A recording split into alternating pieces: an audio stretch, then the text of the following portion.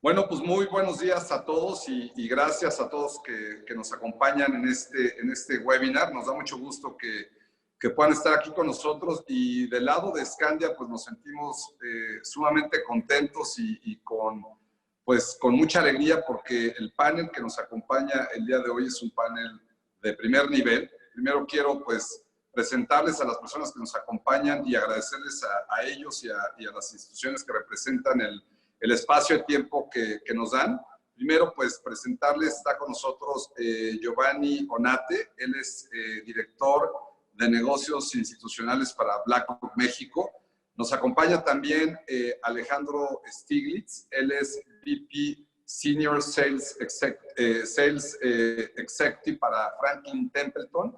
Y del lado de Scandia nos acompaña Jaime Álvarez, que es nuestro Head de Inversiones para Scandia LATAM. Su servidor, yo soy Julio Méndez, soy el CEO del Grupo Scandia y yo voy a estar moderando este panel. Agradecerles de verdad mucho el tiempo para Alex y para Gio. Ellos representan pues firmas de las más poderosas a nivel global, tanto BlackRock como Franklin Templeton son compañías que llevan años de existencia en los mercados globales y para nosotros pues, es un honor que nos van a acompañar para este panel. Primero, pues saludarlos, Gio, Alex y Jaime. Muchas gracias por el tiempo y por el espacio que nos regalan.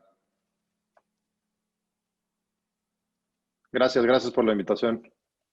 Gracias, Julio. Gracias al equipo Scandia por la invitación.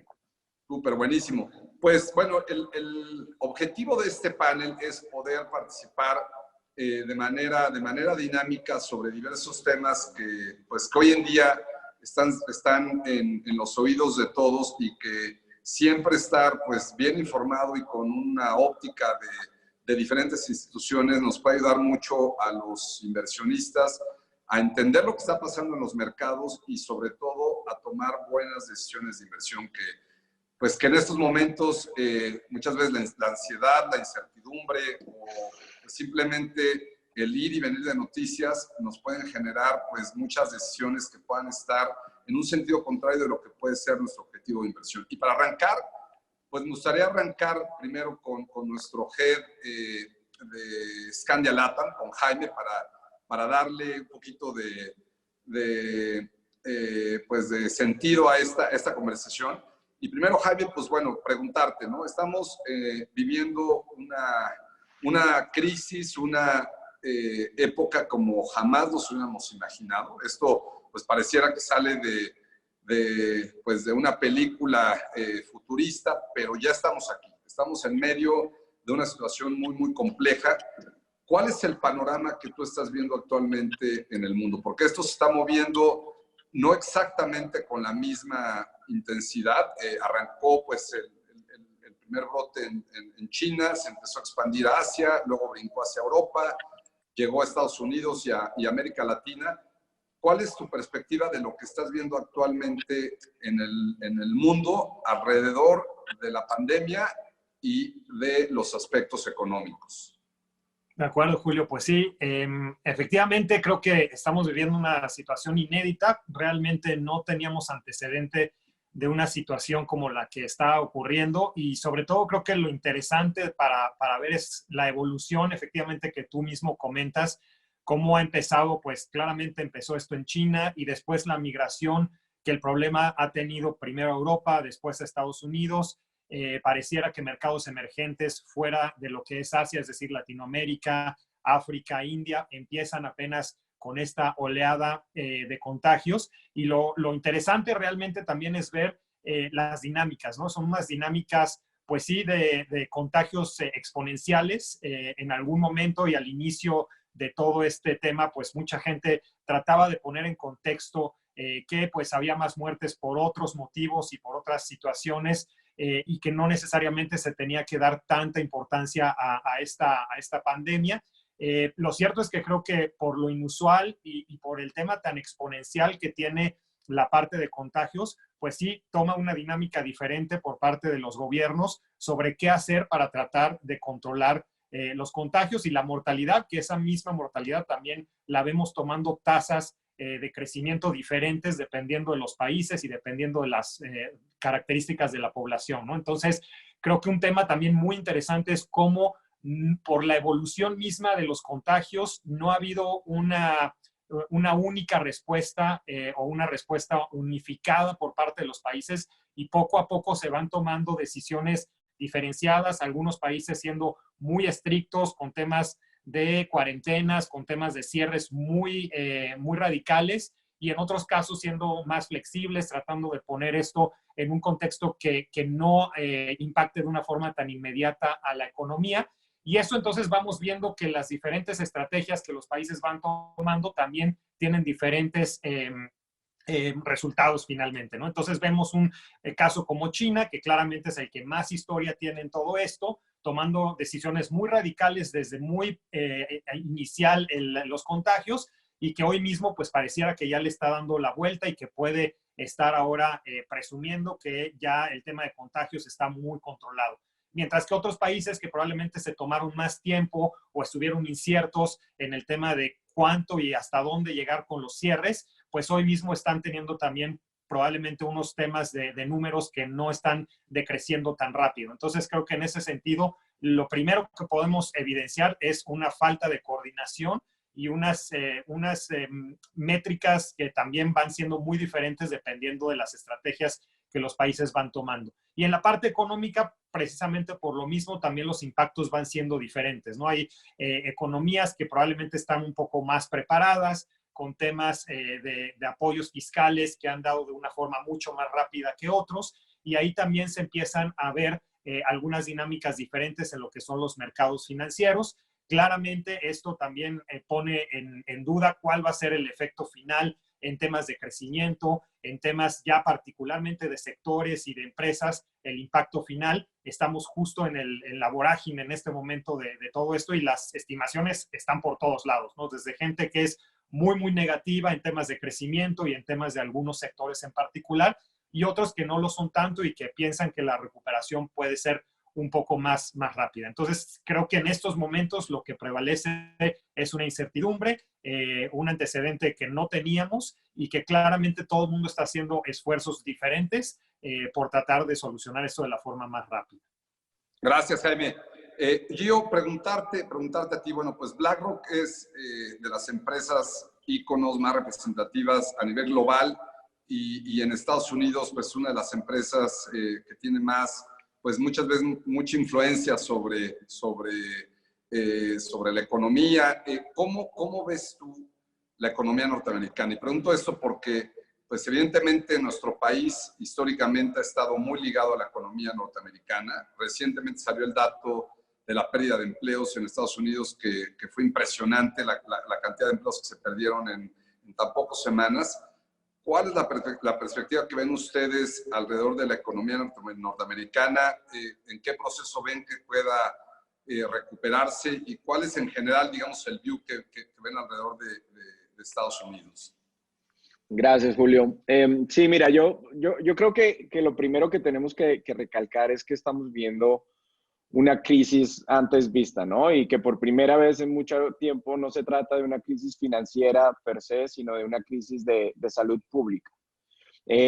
Son aguas que nunca se habían navegado, o por lo menos en nuestras vidas. Y lo que esto está afectando mucho es que no es simplemente de que la actividad económica global esté en contracción, sino que está deliberadamente congelada, lo cual tendrá un impacto, lo que vemos en el crecimiento global en los próximos meses y en especial en el segundo trimestre del año. Lo hemos visto, las caídas de PMI de servicios en Italia, por ejemplo, que tuvo una lectura inaudita por debajo de 20, lo que se vio en China en febrero, que estábamos alrededor de 30. Esto solo subraya la amplitud de las medidas de contención tomadas para poder contener esta propagación del virus. Por lo general, lo que hemos visto es cuando se pone en marcha una recesión, los pronosticadores económicos son muy lentos porque pues, tienen que adaptarse a una nueva realidad. Y lo que estamos viendo es que este no es el caso esta vez, ¿no? Hemos visto una carrera sin precedentes de diferentes analistas, como lo mencionó Jaime un poco, por rebajar las previsiones del segundo trimestre en los últimos días, a pesar que hasta ahora vamos en el séptimo, octavo día del mes o del nuevo trimestre, si quieres decirlo así. Vemos que viene mucha data y mucha información, pero es muy difícil de verdad de pronosticar hacia dónde vamos y de tener una cierta idea de cuál va a ser la magnitud de lo que pueda pasar. Imagínate en BlackRock, lo que estamos más o menos pronosticando para el segundo trimestre es que será el peor crecimiento desde un punto de vista de crecimiento económico desde la Segunda Guerra Mundial, y estamos hablando de un rango de menos 10 a menos 60%. Esta divergencia te habla de lo difícil que es dentro de nosotros mismos, de nuestros equipos de inversión, de verdad entender cuál va a ser la magnitud del impacto y cuánto tiempo se va a llevar en recuperar. Esto no lo puedes poner en ningún tipo de gráfica y decir que es un tipo de ciclo económico que hemos visto antes. Obviamente, es algo que nunca hemos estudiado.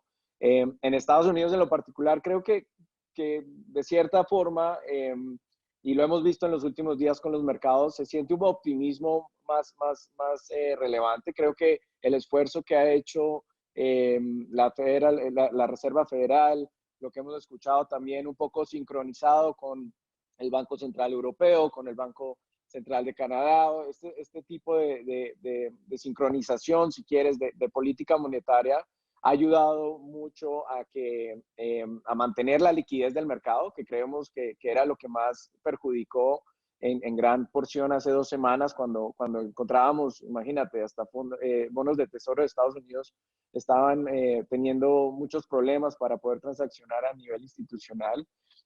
Todos estos esfuerzos de los bancos centrales más relevantes del mundo creo que están ayudando mucho a solventar mucho el tema de liquidez, y de aquí en adelante va a ser un poco de poder esperar y mantener un poco la cabeza por encima del agua, como decimos, para entender qué sectores se van a ver más complicados. Obviamente, como lo sabemos, aerolíneas, hoteles, servicios van a ser industrias que se perjudican mucho, pero por el otro lado tienes también sistemas de software, lo que estamos usando en este momento, videoconferencias, que también tienen un mayor crecimiento económico. Entonces, lo que te diría es, estamos con mucha incertidumbre, es difícil saber de verdad el impacto, pero por lo menos ya empezamos a ver un poco de luz verde o de luz al final del túnel, por lo menos desde un punto de vista de economías desarrolladas.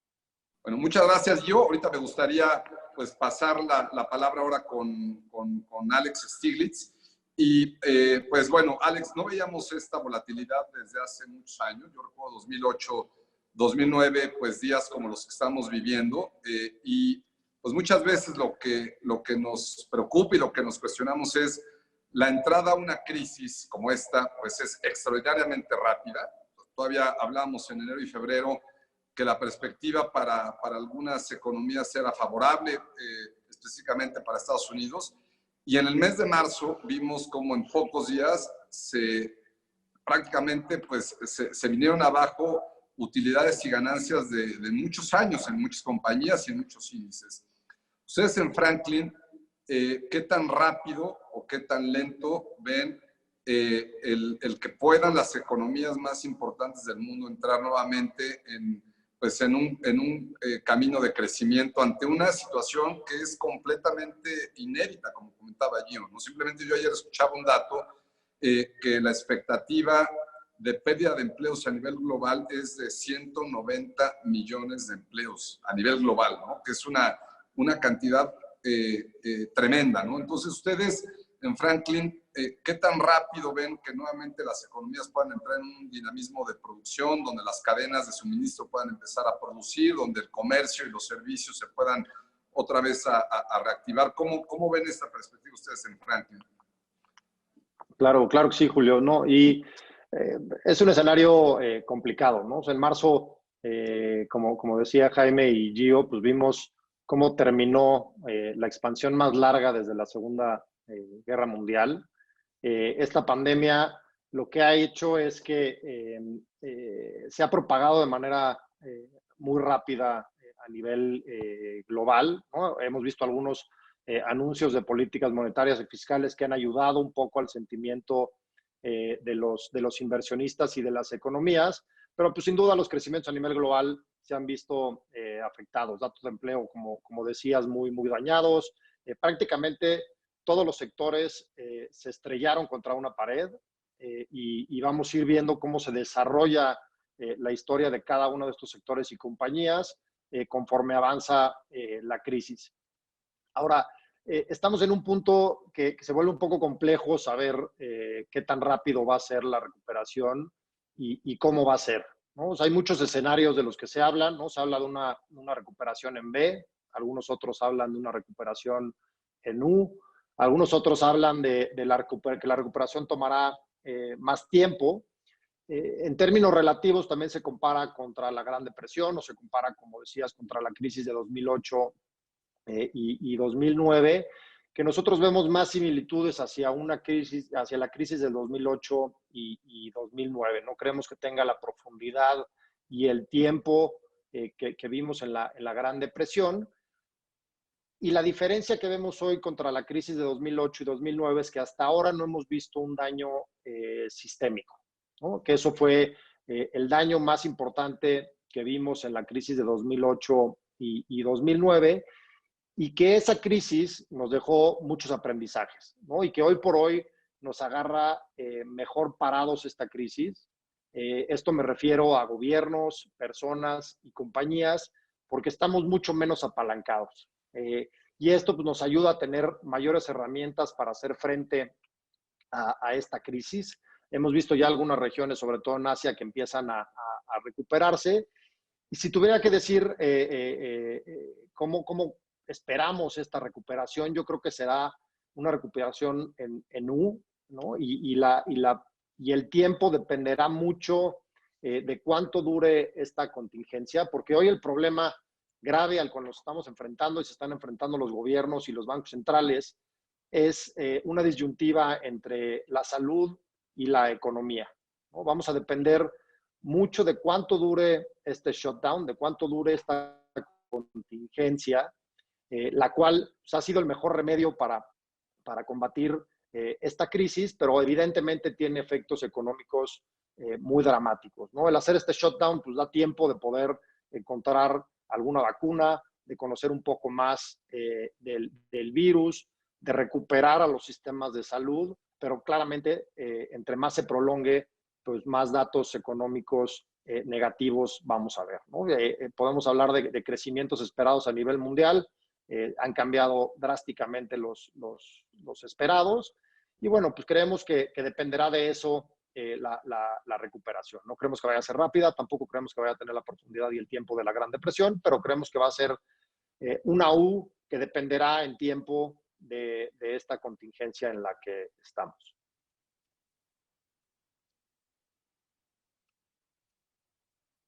Gracias, Alex.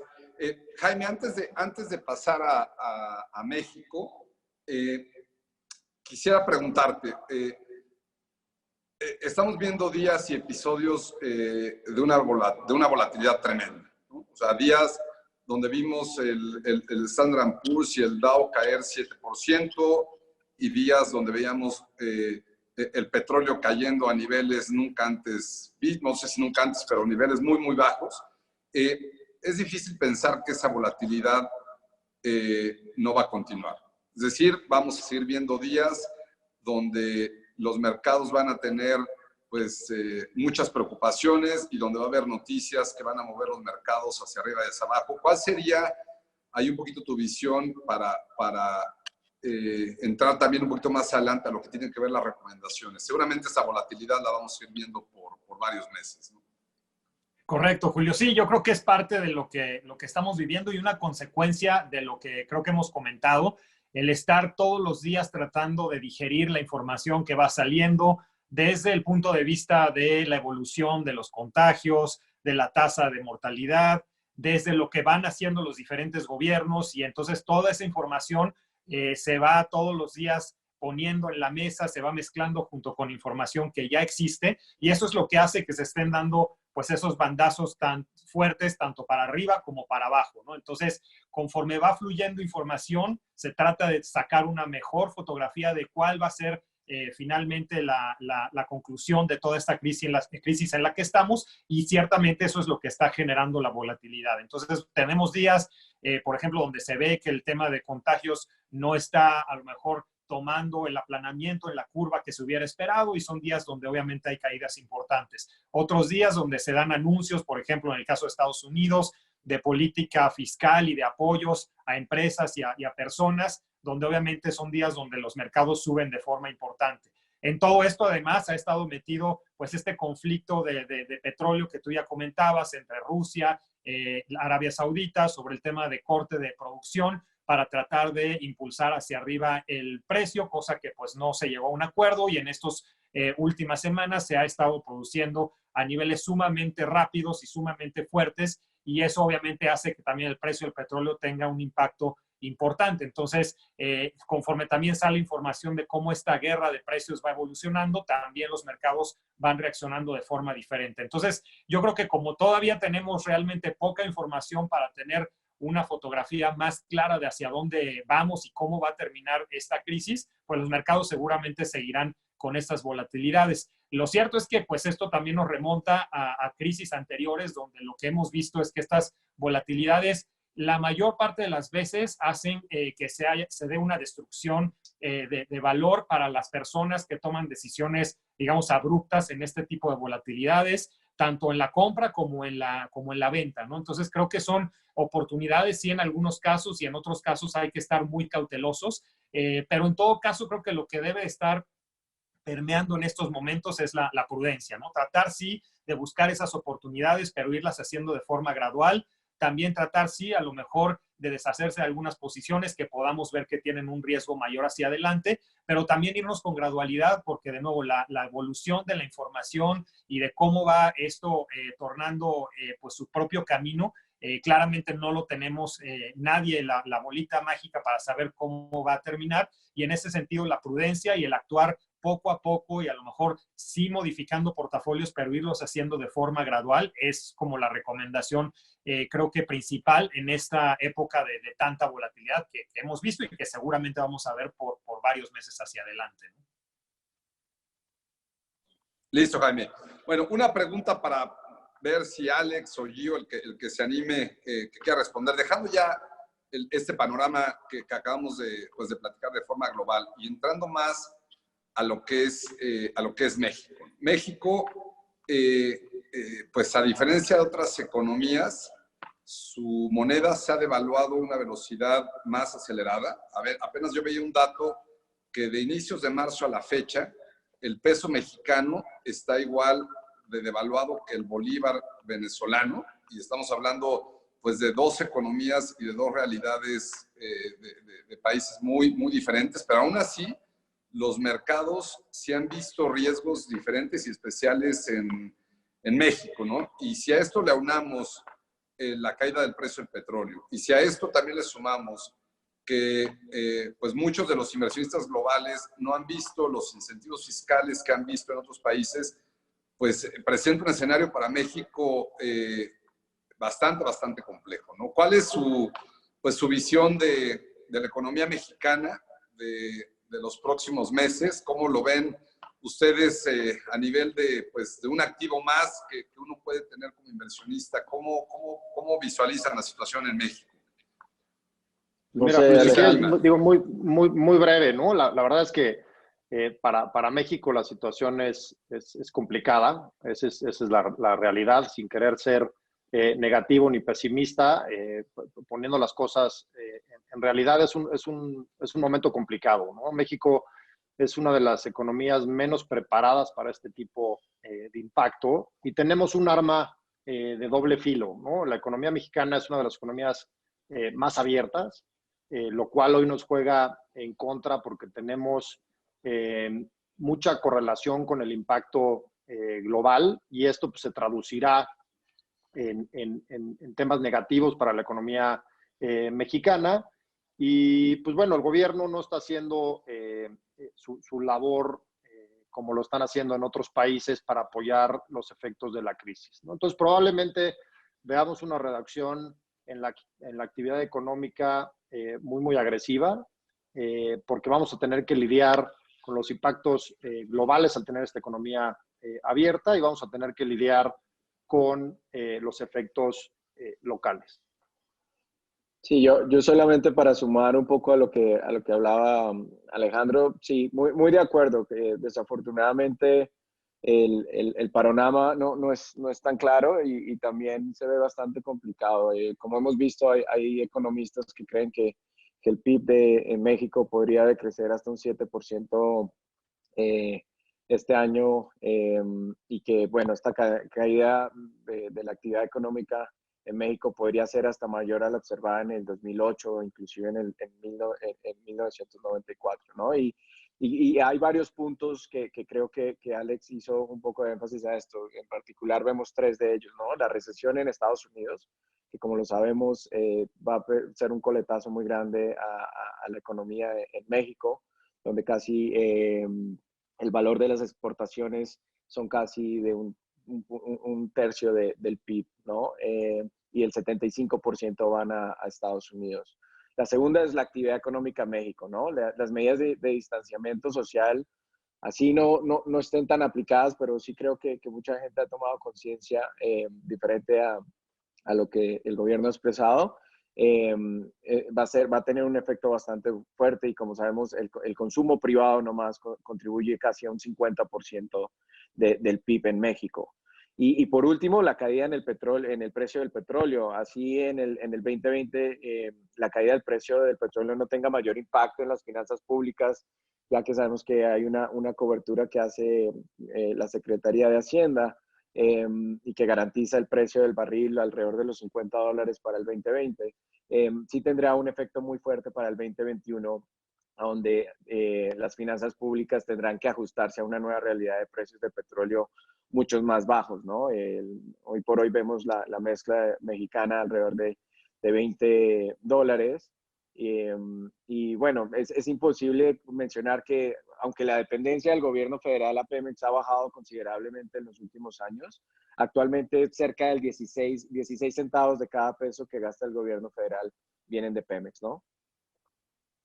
Sí, ahí Julio, si me permites también agregar a lo que creo que comentan Alex y Gio, que estoy completamente de acuerdo con ellos, pero creo que un punto adicional también que ha pegado un poco más a México, porque ciertamente creo que la devaluación en monedas emergentes ha sido muy fuerte para prácticamente todos los países, particularmente los que tienen algún tipo de dependencia al tema de petróleo, ¿no? Pero sí creo que en los últimos días el peso mexicano particularmente ha tenido un poco más de golpe junto con el real brasileño probablemente.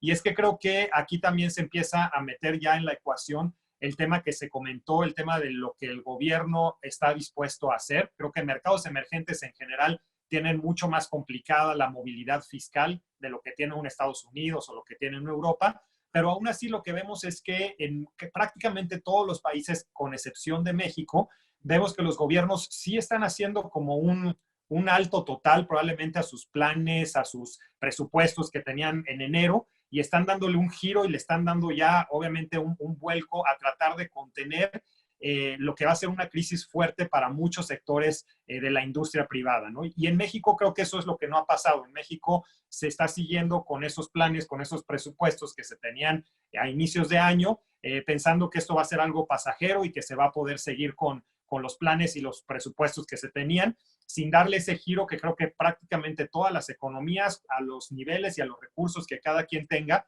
lo han hecho. Entonces creo que eso sí es un tema diferenciado en el caso de México. De hecho, por ahí leía un artículo en el caso de las grandes empresas petroleras, pues todas prácticamente cuando empezó a bajar el precio del petróleo hicieron un alto en sus procesos y en sus temas de inversión y en sus planes que tenían de crecimiento. Creo que la única que sigue, por ejemplo, con los temas de la construcción de la refinería, etcétera, pues es Pemex, ¿no? Entonces ahí sí tenemos, creo que un tema diferenciado en que México no ha querido o no ha podido hacer ese switch mental, digamos, de que las cosas de aquí en adelante son diferentes y que los planes que se tenían en enero, pues los tenemos que reajustar como prácticamente eso sí lo han hecho todos los demás países a sus niveles y a sus posibilidades de margen fiscal que cada quien tenga, ¿no?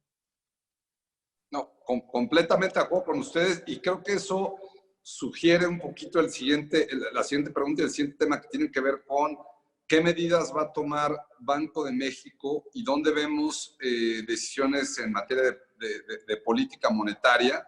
México, pues, digo, hay que recordar que sigue estando dentro de los países que tienen los niveles más altos de tasas de interés en el mundo. Y en ese sentido, ¿qué podemos esperar por parte de Banco de México en los próximos meses, considerando los niveles de tipo de cambio que tenemos y considerando el nivel de tasas de interés que tenemos, ¿no? Entonces, quizá, Jaime, te dejo a ti que puedas continuar con esa pregunta y ahorita vamos con Alex y con Gio para preguntarles justamente del tipo de cambio. De acuerdo, pues bueno, claro que ahí claramente hay temas interesantes que se van a estar dando y seguramente discusiones muy importantes que se van a estar llevando tanto en Banco de México para el tema de lo que va a ser la política monetaria, como en la Comisión de Cambios para ver qué tipo de apoyos van a estar dando a partir de subastas de dólares, etcétera, para el tipo de cambio, ¿no? Entonces, en lo que tiene que ver con tasas, creo que el consenso de todo el mundo sigue siendo que Banco de México debería seguir la senda de bajada de tasas que prácticamente hemos visto en todos los bancos centrales. Probablemente lo va a hacer de una forma a lo mejor no tan rápida como otros bancos centrales, porque creo que sí la preocupación de que el tipo de cambio influya en la inflación en algún momento, en algunos meses hacia adelante, sí creo que es una preocupación que hay. Lo cierto es que el cese de actividad económica por sí mismo en las primeras semanas hacia adelante creo que va a traer unas caídas de inflación importantes, pero bueno, Banco de México no solamente se va a estar fijando en el tema de la inflación inmediata, sino en hacia dónde va a ir adelante, sobre todo si el tipo de cambio no cede, ¿no? Entonces yo creo que en general debería venir una senda de bajada de tasas cautelosa, pero sí a la baja, ¿no?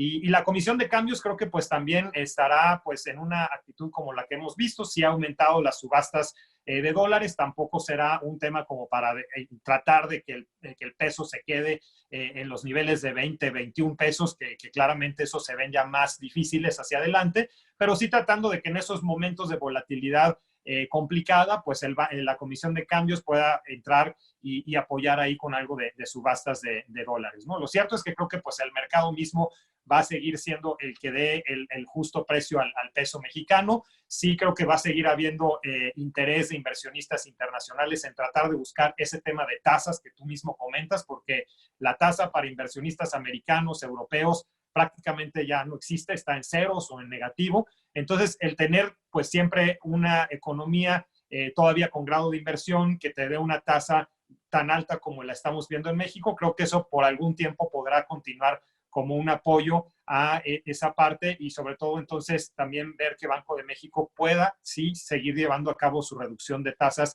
gradual para desde ese punto sí seguir apoyando a la economía. Lo cierto es que creo que lo hemos visto en otros lados, la parte de política monetaria no es ni por mucho suficiente en estos momentos. Hay un tema de política fiscal que está haciendo en otros países el gran motor de cambio, desde temas como baja de tasa de impuestos o dar algunos plazos para que estos impuestos se estén dando. Inclusive, pues solamente lo hemos visto en Estados Unidos, estar sacando prácticamente cheques a empresas o a personas que se vean con algún tipo de complejidad hacia adelante. Entonces, esa parte de política fiscal que en otros países es la más certera o la que más está ayudando, esa se ve un poco más complicada que se pueda llevar a cabo acá en México. Entonces, es donde vamos a tener que poner en perspectiva ese apoyo que no lo vamos a tener en el caso mexicano. Julio, si puedo agregar un poco a esa pregunta adelante. Sobre Banco de México, que creo que es importante, complementando lo que dice Jaime. O sea, Banxico, a diferencia de la Fed, tiene pocas herramientas para reactivar la economía. O sea, Banxico tiene mucho más injerencia en los mercados financieros que en la economía real. Coincido con Jaime que podríamos ver una baja de tasas para apoyar estas iniciativas, pero pues bueno, todo va a depender de la política fiscal y el gobierno tiene que hacer frente a esto y tener un plan mucho más claro de cómo aplicarlo, ¿no? Y hoy Banco de México pues, se le abre un poco la cancha, ¿no? Vimos la inflación de este mes se acercó al objetivo de Banxico y pues esto abre la cancha que Banxico pueda tener maniobra para bajar tasas. Ahora tenemos que estar conscientes de que tenemos un tema en el petróleo. Si el tema del petróleo se reactiva o se resuelve, pues podremos ver un regreso de los energéticos y esto presionaría un poco las herramientas que tiene Banxico para poder lidiar con la baja de tasas, ¿no? Y coincido con Jaime, el diferencial de tasas sigue siendo muy, muy atractivo, que eso es un punto que juega a favor de México. Gio, preguntarte, porque esta es una pregunta que a todos los que estamos involucrados en el sector financiero normalmente no la hacen y es la pregunta que sea más difícil de responder, pero siempre dar un view sobre el tipo de cambio creo que le ayuda a mucha gente, y no tan solo inversionistas, a exportadores, a importadores. Yo he leído reportes de algunas instituciones que hace unas semanas veían el tipo de cambio en 28, otras instituciones como nosotros que lo vemos gradualmente bajando, pero pues la realidad es que con el tipo de cambio es el activo que pues a veces tiene más dificultad en poder tener una perspectiva.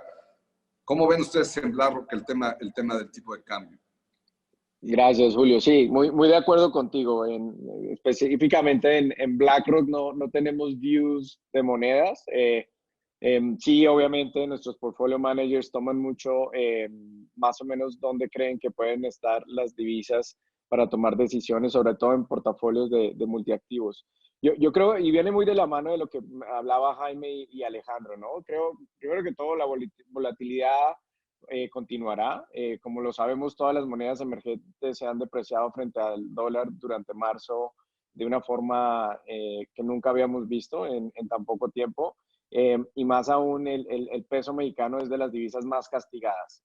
Y eso puede estar reflejado no solo en el deterioro que México sufrirá por el impacto negativo transitorio en el crecimiento económico, sino más bien por condiciones estructurales que siguen deteriorándose, tales como la idea del gobierno de lo que hablábamos de rescatar a Pemex, cueste lo que cueste, aún con los niveles del precio del petróleo, una falta de estímulo fiscal que mencionaba Jaime, al shock del coronavirus, ¿no? Poca claridad de verdad cómo se va a apoyar al sector empresarial y de poder hacerle llegar dinero a la población en México.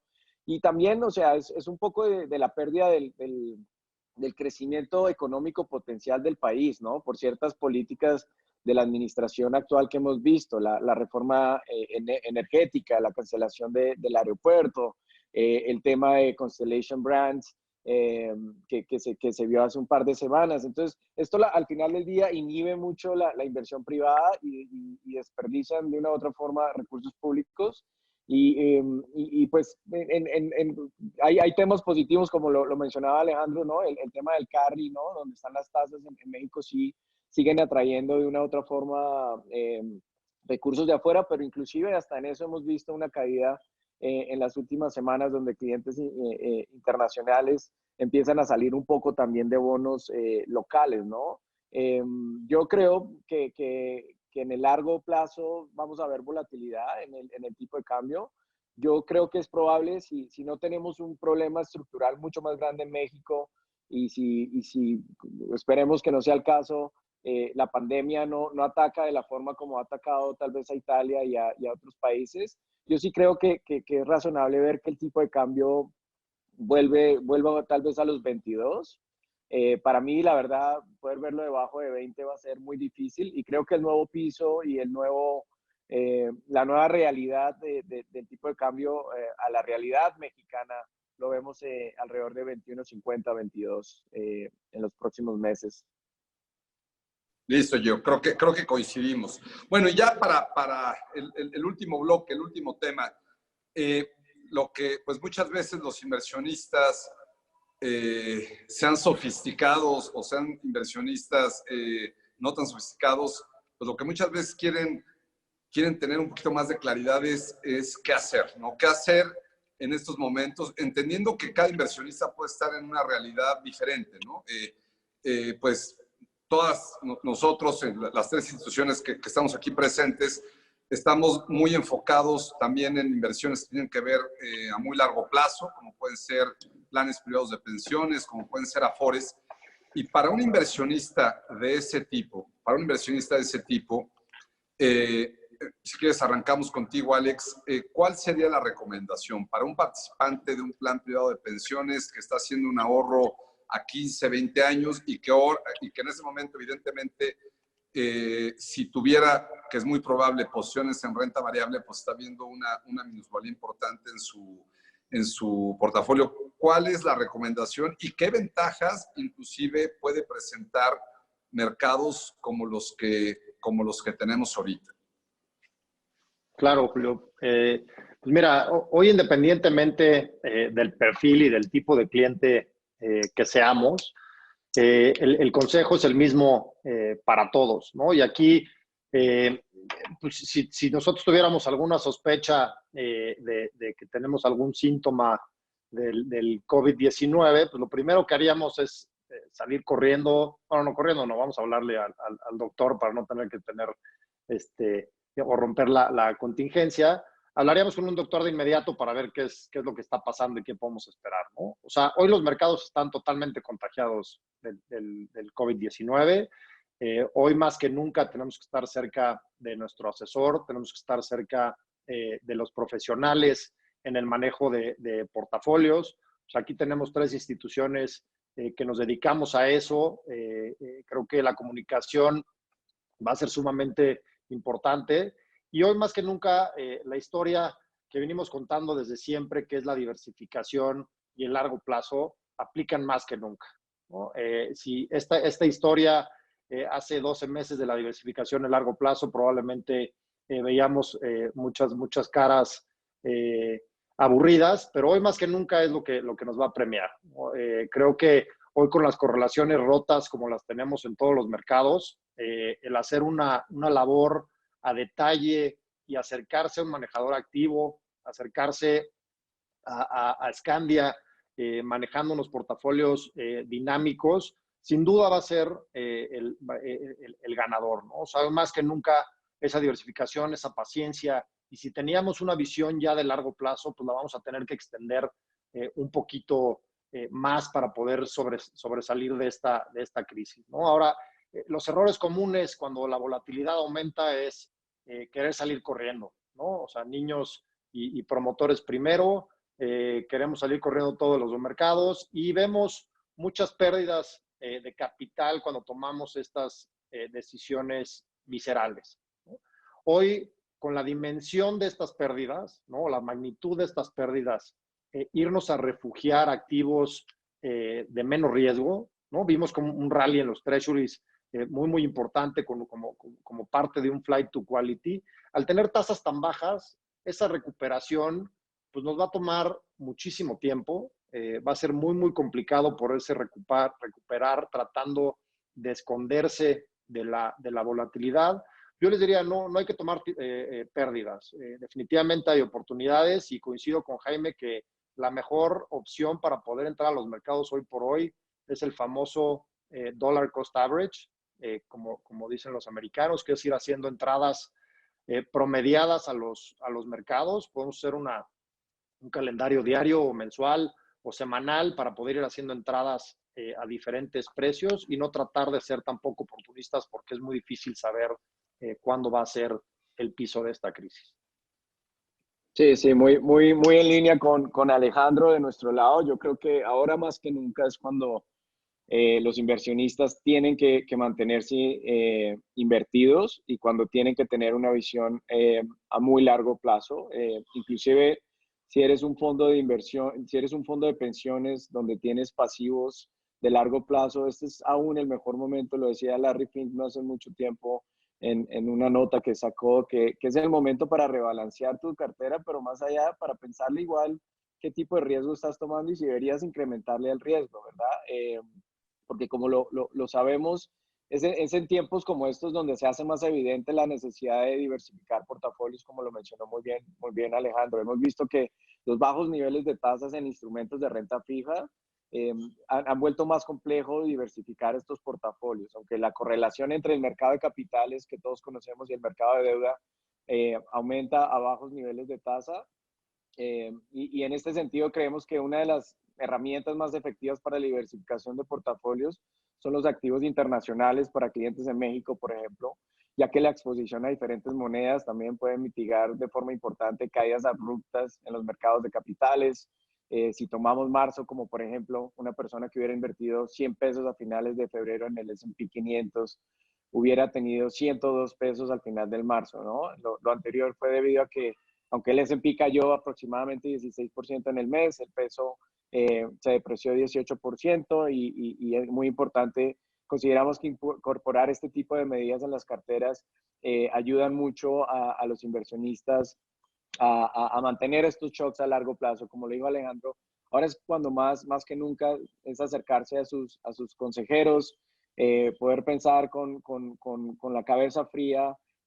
Obviamente no vemos que este sea el piso, vendrán otros pisos probablemente, pero mientras seas consistente y disciplinado en la forma que te inviertes, cuando tengas una visión de largo plazo, ir, como dijo muy bien también Alejandro, el cost average, lo vemos muy relevante en este momento y la disciplina es lo más relevante. También importante, también tal vez mirar alrededor, ver otro tipo de estrategias que te pueden ayudar a largo plazo. Hemos visto muchos clientes institucionales implementando estructuras de factores de riesgo como de ESG, ¿no? De sustentabilidad, dándole un poco de giro a la cartera a un poco más de calidad. Creo que también es importante en este tipo de momentos. Súper, súper. Jaime, para ir ya cerrando, pues sigo, creo que todos coincidimos sin duda que la diversificación es sin duda la mejor estrategia y medicina que en estos momentos se puede tener. Dentro de esa diversificación, aún así, pues siempre hay preferencias y hay perfiles, ¿no? Estamos viendo ahorita aquí en México concretamente un nivel de tasas atractivo y un escenario donde Banco de México puede iniciar una baja de tasas que puede, pues, llamar a que los portafolios puedan involucrar parte de su diversificación en fondos de deuda, pues con un horizonte un poquito más largo, ¿no? Concretamente para inversionistas que no quieren riesgos de renta variable, que están concretamente enfocados en lo que es fixed income, en lo que es deuda, ¿cuál sería la recomendación ahí de un portafolio de inversión? Sí, totalmente. Creo que efectivamente la diversificación en estos momentos y ante tanta incertidumbre, pues es lo que tenemos que seguir observando como inversionistas. Efectivamente, la parte de renta fija como tal creo que ofrece oportunidades, es algo que dentro de nuestros portafolios estamos armando.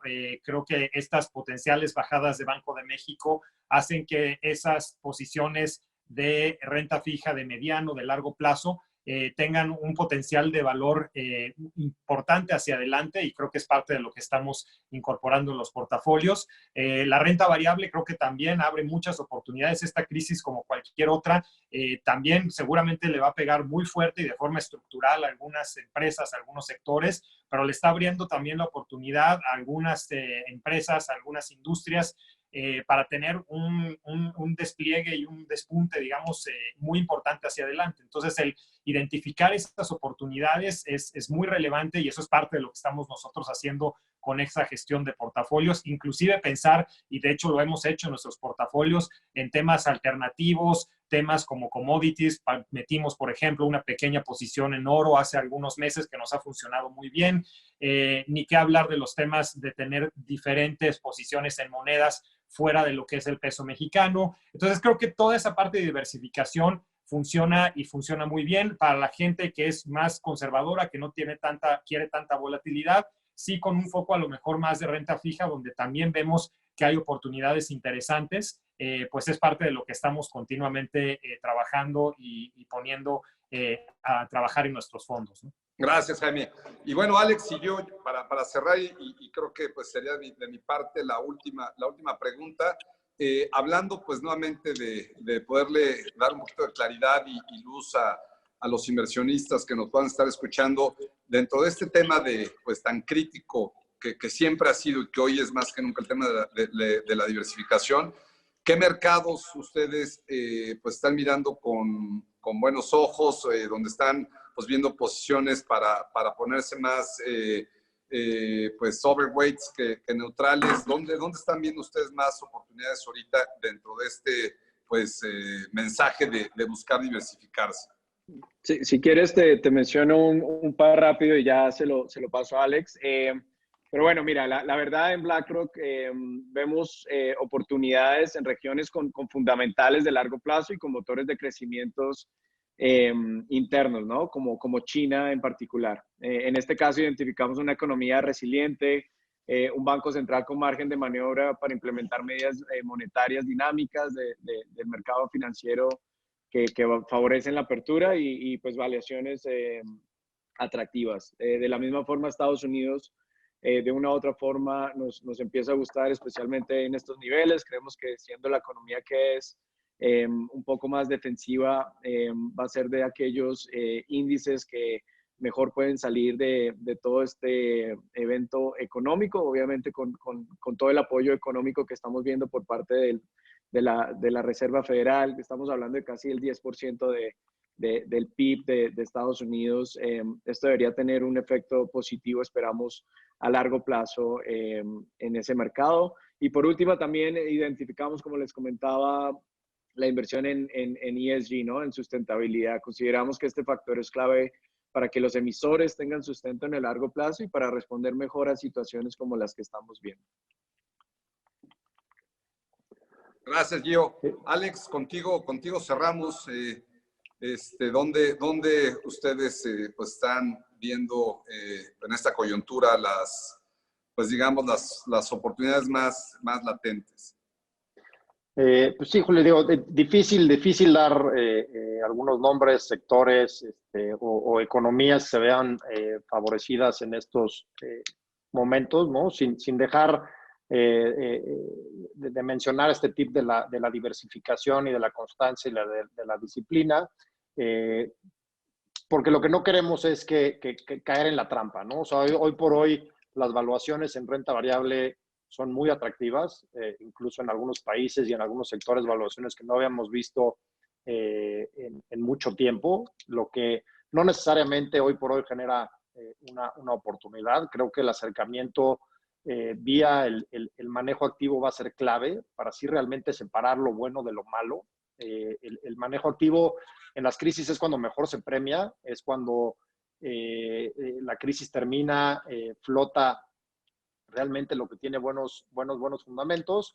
Pero pues bueno, si tuviéramos que ver alguna oportunidad, por ejemplo, en bonos de grado de inversión en Estados Unidos hay una oportunidad interesante. O sea, vimos en marzo cómo se abrieron los spreads de manera dramática, pero con los incentivos fiscales como se empezaron a desarrollar, vimos cómo los spreads se regresaron, ¿no? Eso nos generó una oportunidad de inversión. Y si lo vemos desde el punto de vista fundamental, pues creemos que estas compañías pueden ser menos afectadas o menos impactadas por el virus y por el tema del petróleo. Pueden refinanciarse a niveles más interesantes de tasa. Y bueno, pues tenemos alternativas también en términos de pesos para reducir la volatilidad de los portafolios, que creemos que con el diferencial de tasas se siguen viendo muy atractivos. Pues bueno, de mi parte no queda nada más que de verdad agradecerles a los tres. Gio, para pues únicamente recordar, Gio es el director de negocios institucionales en BlackRock México, Alex es Vice President Sales Executive en Franklin Templeton y Jaime Álvarez es nuestro Head de negocios institucionales en Scandia. Las tres instituciones tenemos una relación de muchos años, muy estrecha, muy coordinada. Muchos de nuestros clientes pues tienen la posibilidad de invertir en estas tres instituciones y de verdad pues les agradezco mucho el tiempo. Creo que va a ser de mucha utilidad para toda nuestra audiencia y para todo el auditorio pues poder escuchar de tres expertos con tanta experiencia pues los enormes retos que estamos presentando en el mundo y en la economía. Sin duda, yo creo que pues vendrán tiempos mejores. Ahorita estamos en medio justamente del huracán y cuando uno está en medio del huracán, pues todo es demasiado turbio. Como lo decía en el momento de la presentación, la velocidad de la entrada en una crisis lamentablemente es muy rápida y la salida lamentablemente no es ni por mucho a la misma velocidad, pero vendrán seguramente tiempos mejores y pues para todos nuestros clientes estamos a sus órdenes. Fue para nosotros un honor pues, poder integrar este panel y nuevamente pues Jaime, Alex y Gio, muchísimas gracias. A ustedes, muchas gracias por la invitación Gracias. y por tenernos en cuenta y la mejor salud para todos. Muchas gracias por el tiempo.